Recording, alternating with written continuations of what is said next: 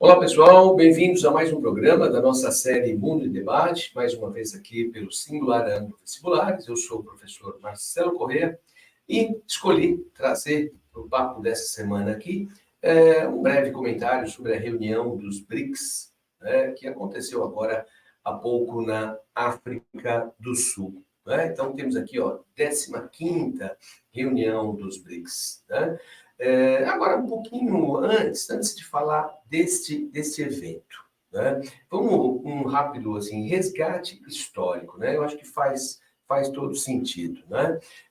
Aqui a reunião que ocorreu em agosto, temos aqui Brasil, vamos ver aqui da esquerda para a direita, temos o Brasil, a China, a África do Sul, Índia e Rússia, devidamente representados aqui. O líder russo, Vladimir Putin, não compareceu. Oficialmente, uma questão de agenda, de saúde, mas existe uma outra dúvida, existe uma ordem de prisão pelo Tribunal Internacional Penal com relação a crimes de guerra que ele teria cometido na Ucrânia. Então, para a África do Sul ficaria um pouco complicado também, porque como a África do Sul também faz parte do Tribunal Penal Internacional, não executar a ordem de prisão seria algo bem complicado. Agora, executar seria também, quem teria coragem de deter o Putin e entregar para um tribunal penal internacional? Complica, né? Então, acho que houve um acordo aí, um arranjo entre eles. Olha, eu não vou, mando o meu braço direito, que é Sergei Lavrov, e tá de bom tamanho.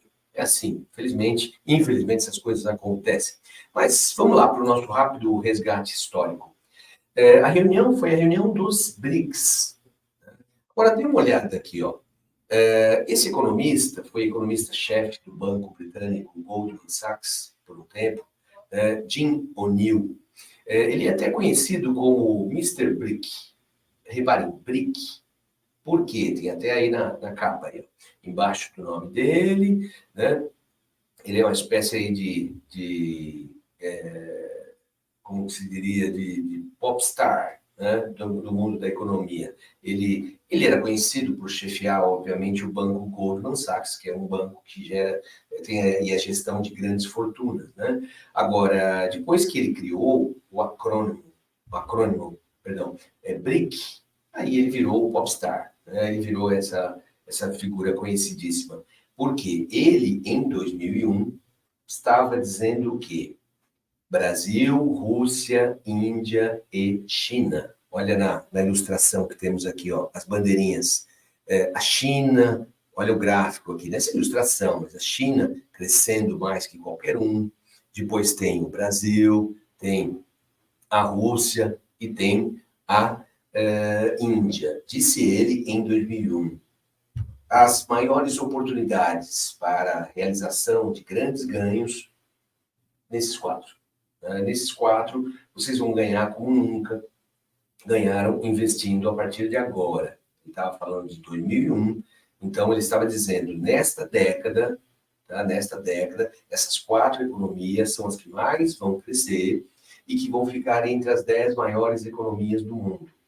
Lembra que ele estava falando de economia, ele não estava falando de qualidade de vida. Na época tinha gente falando, então nós vamos ter uma economia semelhante à Alemanha, França, Reino Unido, nós vamos ter um padrão de vida. Não, nada a ver, ele estava falando em crescimento econômico. Uma oportunidade de crescer, de realizar grandes ganhos a partir de investimento nesses quatro. Ele disse isso em 2001. Em 2013, temos aqui só para ilustrar o que seriam os membros atuais, mas em 2003, início do governo Lula, o que o Lula fez? Isso é mérito dele, é mérito da nossa diplomacia, do Itamaraty, mérito do Brasil. Não vem ao caso essa questão política partidária, vestibular que é distância. Bom, mas é mérito do Brasil. Em algumas reuniões realizadas pelo G20, realizadas pelo FMI, realizados pela Assembleia Geral da ONU, em eventos internacionais, independente de quem estava realizando, o presidente Lula fez com que representantes da China, Rússia e Índia se encontrassem uma reunião informal, uma reunião em paralelo a reuniões oficiais. Tá? E é mérito nosso colocar na cabeça desses três que, olha, os grandes investidores estão dizendo que nós aqui formamos, né, o alvo, representamos o alvo de grandes investimentos. O que nós não podemos fazer? Competir pelos investimentos. Porque é óbvio, uma competição, digamos que vem um anúncio de que um grupo alemão vai investir no Brasil. Aí a China vai e oferece maiores oportunidades. Aí vai a Índia, aí vai a Rússia, aí vai o Brasil querer, né, cobrir todas essas ofertas. Quem está ganhando? O investidor. Então, se eles estão dizendo que vão, né, ou estão indicando investimentos aqui, nós quatro, competir pelo investimento é a pior coisa. Óbvio que investidor é um cara que está sujeito a risco, né? Ele precisa correr risco, capital pressupõe risco, agora não é louco, né? E o capital não pode ficar parado. Então, eles querem investir. Não vamos brigar, vamos canalizar esse interesse, né, por nós e tentar maximizar, tentar tirar o melhor. E assim as reuniões foram ocorrendo informalmente. E essa estratégia de reuniões informais foi algo muito interessante. Por quê? Porque se nós, digamos, se o nosso Itamaraty, que é o órgão responsável pela diplomacia, tivesse encaminhado um convite, digamos, vai ter uma reunião do G20, será que rola aí uma reunião em paralelo? Brasil, Rússia, Índia e China? Uma autoridade chinesa iria olhar para o convite e falar, tá brincando, né? Se convidou a Índia, por que me convidou? Sabe que eu não vou.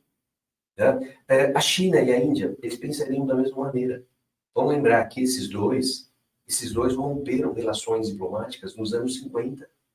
E a única relação diplomática entre eles diz respeito aos BRICS. Né? O Lula conseguiu isso, o governo brasileiro conseguiu isso. Né? Romper meio século, né, de distanciamento e, como o governo diz, né, o governo chinês deixa bem claro, nossas relações com a Índia são exclusivas no que toca aos BRICS, mais nada. Outras questões permanecem pendentes. Bom, não vamos entrar nos detalhes, mas basicamente, nos anos 50, quando tropas chinesas conquistaram o Tibete, né, as autoridades tibetanas, o próprio Dalai Lama, né, inclusive, fugiram para a Índia, e a Índia ofereceu asilo político para todos eles. Então, pensa, a Índia, a China buscando capturar, e a Índia permite a entrada, e não só permite a entrada, oferece asilo, oferece proteção. Claro que a China tinha que romper relações no caminho. Por exemplo, vai ter em breve uma reunião do G20, onde vai ser? Na Índia. A China já avisou. Xi Jinping, o líder chinês, não vai. Por quê? Porque é na Índia. Então, estar presente, uma autoridade chinesa presente em solo indiano, aí já é demais. Talvez uma videoconferência, um representante. Então, foi mérito nosso, né, ter conseguido a aproximação desses dois. E aí, essas reuniões começaram a ocorrer em paralelo a outras reuniões e depois chegaram à conclusão que o ideal era criar um calendário próprio para que, pelo menos uma vez por ano, esses quatro se reunissem. E aí, cuidado com a grafia. Nessa época, nós falávamos BRIC, é que os jornais acabaram preservando a grafia em inglês, BRICS. Mas quando o economista Jim O'Neill criou, né, vamos ver aqui onde que aparece, olha lá, Mr. BRIC. Né? O BRICS era do plural. Então, os BRICS, havia aí uma incoerência, mas a sonoridade é boa, né? Porque os BRIC é tão feio, né? Então, nós falávamos os BRICS. Agora, em 2010, né, os quatro, que ele, Jim O'Neill, recomendou o investimento, os quatro, então, chegaram à conclusão que seria interessante um parceiro africano. Uma espécie de porta, né, de entrada, de interesses dos quatro. E aí que, em 2010, veio o convite para a África do Sul. E aí sim podemos usar a grafia BRICS, com um S maiúsculo, em referência à África do Sul, obviamente, em inglês. Tá? Agora, o banco nunca recomendou investimento na África do Sul. A África do Sul já é produto dessas reuniões realizadas aí pelos quatro e achando por bem ter um parceiro, né, para ampliar óbvio, a cooperação. Não é um bloco econômico. Não é como o Mercosul, como a União Europeia, ou como o extinto NAFTA. Tá? É só uma cooperação. Aí você pode falar, mas pode evoluir para um bloco econômico. Pode ser. Pode ser que evolua uma área de livre circulação de mercadorias, né, de livre comércio, mas isso é bem mais complicado. Agora, por exemplo, nós já tivemos alunos que foram para a Rússia fazer medicina. Né? Como eu sei que tem alunos russos aqui no Brasil, principalmente na área de engenharia. Essa cooperação ela está associada aí a essas parcerias com os BRICS. E agora a reunião realizada, né, lá na África do Sul, onde os cinco, né, a figura central, o presidente sul-africano, decidiram por avaliar a entrada de novos países membros. Tá? Eu nem sabia que havia uma lista tão grande, né? São 40 países pedindo para fazer parte desse bloco. E nesta reunião, os cinco aprovaram a entrada de 6 novos países membros, que é o que temos aqui. Né? A partir de 24, esses 6 países passam a figurar, não sei como vai ficar a sigla, né? Talvez a sigla permaneça BRICS, né? E associados, não sei. Bom, mas eles serão países membros, não é bem um associado. Vamos esperar, né? Vamos ficar aqui agora querendo adivinhar as coisas. Argentina, um pedido do próprio Lula. Por quê? Porque para nós a retomada da economia argentina é crucial. A Argentina é um importantíssimo parceiro quando pensamos em exportações de produtos industrializados. A China é um importante, é nosso maior parceiro comercial. Mas para a China, basicamente, exportamos commodities. E nós precisamos reaquecer a nossa indústria. O Brasil passou por uma nítida desindustrialização. E seria muito importante recuperar a Argentina, o poder de compra dos argentinos. 70% de tudo que a gente exporta de produtos industrializados, o destino é a Argentina. O setor automotivo é 70%. Não todos industrializados. Mas no setor de linha branca, seja fogão, geladeira, o maior parceiro, o maior comprador também é a Argentina. Nossa indústria é muito fraca. É difícil colocar um produto da nossa indústria no mercado europeu, no mercado norte-americano, japonês. Então, o pedido do Lula, a entrada da Argentina. A China queria Irã e Arábia Saudita. Interesses chineses, o petróleo desses dois. E mais um fato inédito, hein? Que deve estar preocupando bastante a Europa, em especial os Estados Unidos. Por quê? Porque a Arábia Saudita tem uma rivalidade histórica com o Irã. Né? E agora, aí, pela primeira vez, numa mesa de negociações. Né? Como parte de um bloco, não é um bloco econômico, mas é um bloco que busca a cooperação. Vamos lembrar que tem o banco dos BRICS, tem o fundo dos BRICS, que se assemelha ao Banco Mundial. Esse fundo se assemelha ao FMI.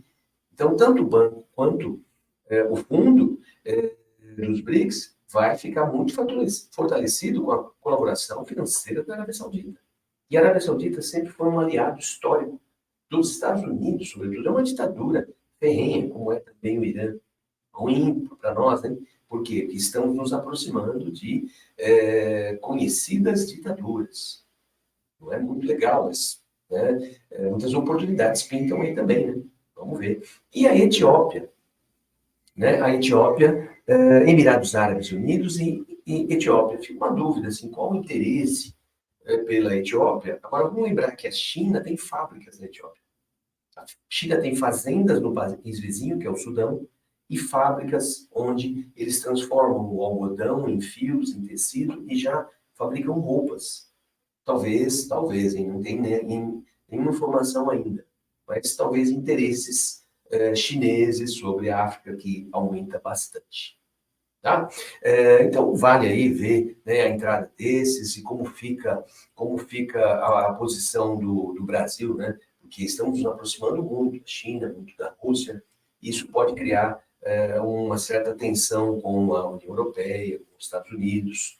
Tivemos uma autoridade, mas acho que não é tão importante assim, é a autoridade da União Europeia para a OTAN, né? Dizendo que o Brasil está errado, que o Brasil deve deixar os BRICS e buscar se aproximar muito mais da Europa, né? Agora, chegou a se intrometer em questões políticas até internas, né? Por isso que esse comentário, né, de uma autoridade europeia não foi muito levado a sério, porque um país não pode se intrometer no outro, sabe? Querer avaliar o desempenho de um presidente aqui e lá. Né? O importante são relações de Estado, não de governo, né? Porque o governo, uma hora ou outra, troca. O Estado é o Brasil, é a China, é a Rússia. Vamos lá. E também, o que vai acontecer com a Argentina, né, para encerrar aqui? Javier Milei. Javier Milei, a Argentina realiza as chamadas prévias. Ninguém mais faz isso, mas é uma espécie de eleição, né, onde candidatos que não têm a menor chance de disputar, né, a presidência, eles são eliminados. E foi uma surpresa quando Javier Milei saiu como, né, o candidato mais votado. Né? Tá que os três mais votados têm uma porcentagem muito próxima dos 30%. Mas ele lidera. Né? Javier Milei ficou com 33% dos votos. Depois cai para acho que 29, 26, está tudo próximo. Mas ele liderou. E será que vai ser eleito? Né? Bom, o Brasil não pode se intrometer.